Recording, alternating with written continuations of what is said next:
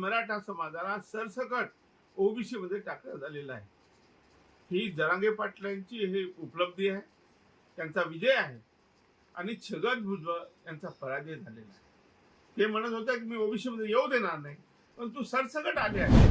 20 फेब्रुवारीला राज्यामध्ये जो मराठा आरक्षणाचा कायदा मंजूर झालेला आहे, त्यामध्ये मराठा समाजाला सरसकट ओबीसी मध्ये टाकण्यात आलेला आहे।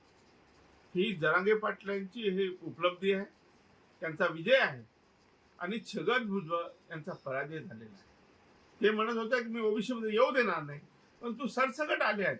त्यामुळे आता खरं म्हणजे सगळे सोयरे बघण्याची गरज नाही आणि त्यांच्या ओबीसीच्या नोंदी सुद्धा बघायची गरज नाही, त्यांच्या कुणबीची नोंदी बघायची गरज नाही, कारण आता मराठा समाज सरसकट ओबीसी झाला आहे।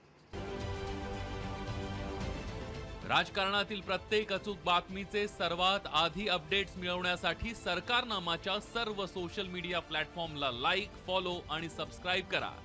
तसंच सर्व नोटिफिकेशनसाठी बेल आयकॉन प्रेस करायला विसरू नका।